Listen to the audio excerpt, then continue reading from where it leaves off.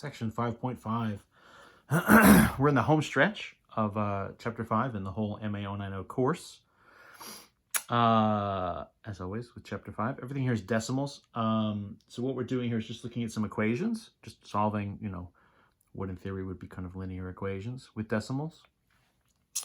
And honestly, there's nothing super fancy here. I'll talk a little bit about some options for what you can do to kind of clear away the decimals. But honestly, there's nothing super fancy here.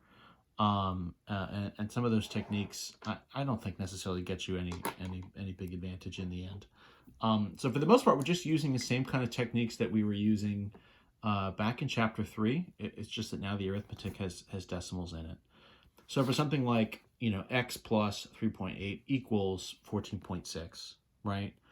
The goal, always try to get the x by itself. This is sort of a one-step equation. We have sort of x plus the 3.8, and so what I need to do is subtract it. So I'm just going to subtract 3.8 from both sides. And then what happens here, right, 14.6 minus the 3.8, I mean, your arithmetic kind of, the arithmetic work, you kind of just need to sort of shift off to the side to calculate.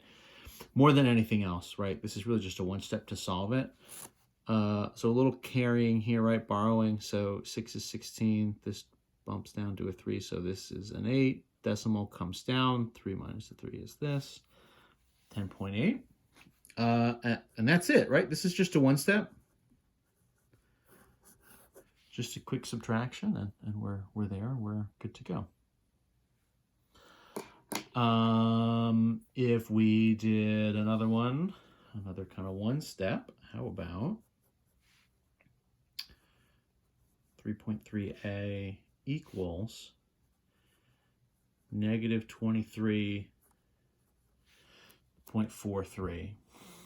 So this is interesting, right? So now we're getting into, it's another one step, but we need to do it with a division instead of an addition or subtraction. So we'll just do a division by 3.3. This is where these, could get a little bit trickier. So now it's like, okay, I have to do, the negative is here. That's not really a huge impact. So 23.43 divide by 3.3. So that's like, right, 3.3 going into 23.43. And of course, when we do this, we need our number on the outside to not be a decimal. So I got to shift this over sort of twice to the right. So my real value here is going to be 33 dividing into 234.3. And then we'll see. I haven't worked this out in advance to sort of know what this is going to turn into. In theory, we need to know, whatever multiples of 33. This is where it starts to get almost a little bit of annoying and kind of tedious. But it is what it is. It's good practice.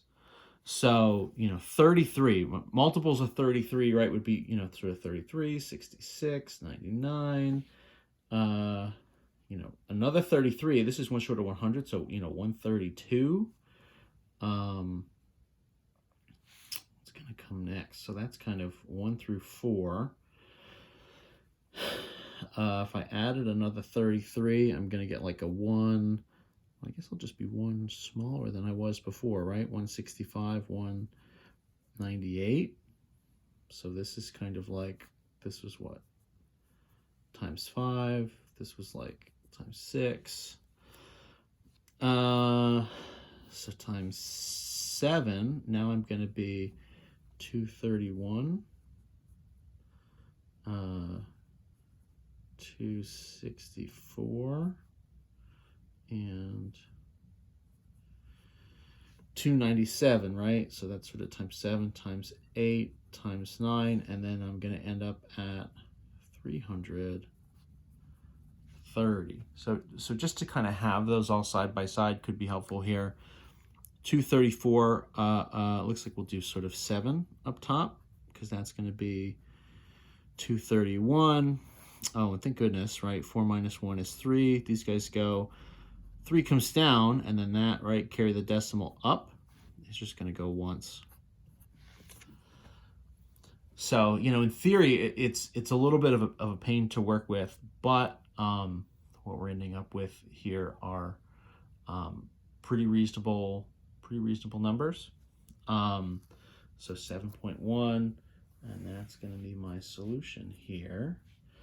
A negative, right? Because this was a negative divided by a positive, so negative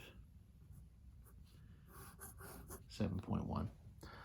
There's nothing that says that this couldn't have been a repeating decimal. It couldn't have sort of gone further. There's no rule against that. That could have happened and would have been fine. The kind of alternate approach here, again, that I'm kind of dismissing because I just don't think it's all that helpful in this case. So 3.3a equals, you know, negative 23.43. So the alternate kind of strategy here, if you'd like to get rid of the decimals, whoops, not rid of decimals, you can multiply everything by 10 until all the decimals are gone.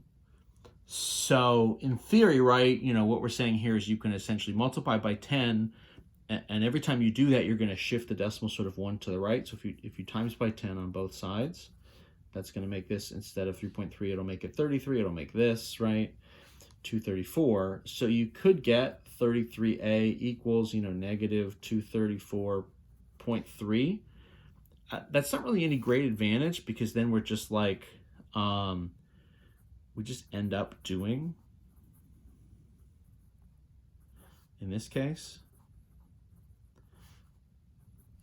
whoops,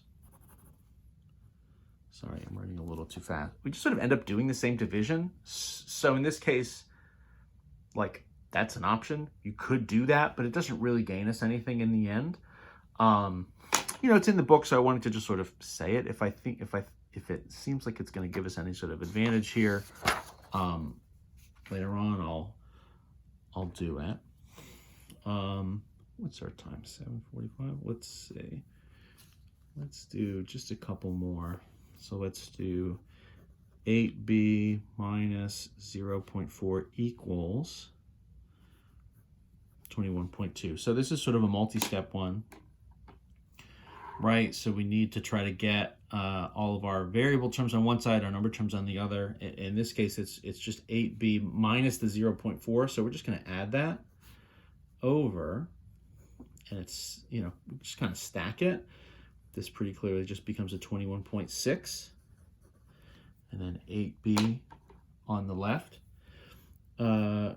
Division by 8 then to get b by itself. So this is 21.6 divided by 8. One nice thing at least is we are dividing by a whole number, so I don't need to do any shifts to sort of set up this division. You know, 8 times 2 would be 16, by 3 would be 24, is too big. This, right, it's like it's an 11, it's a 1, so this is a 5. 6 comes down, oh good. And so this, right, decimal point goes up. 8 into 56 is going to go 7 times. I'm essentially pulling these kind of right from the text, some of the just sort of book examples, rather than try to make up new ones, just because it seems like you know, I wanted stuff that was sort of equivalently tricky to what they might ask. So I'm just doing what they're doing. Everything here is positive, right? So we're going to get 2.7. Will be our final answer there for B. Right, so it's all these same chapter 3 sort of solution steps. It's just that, like, okay, the numbers we're working with are decimal numbers. Let's do one more. You can see, because we sort of have the extra arithmetic work just dealing with the decimals. in theory, you know, none of these are like so long relative to how long they could be maybe in the chapter 3 versions where we're just doing whole numbers. So that's at least a little bit of a break. This one, what's new, right? We have this sort of distribution first. So 3 times y plus 3 times 2.1. We can kind of do that over on the side. Is that orange showing up okay? Boy, that's maybe a little bit light, honestly. It's just a little bit dark. Maybe a little more dark in here than I intended it to be. Plus times 2.1. 6, right? 6.3. We probably could have done that one mentally, I guess. So this is 3y plus 6.3 equals 17.4, right? So once it's distributed, then it's pretty similar to what we just did above. We're going to subtract the 6.3 over, right? Trying to get the 3y kind of isolated. So minus 6.3. This one at least is kind of stacked, right? 11.1. So 3y equals 11.1. So we'll do one last step here and divide.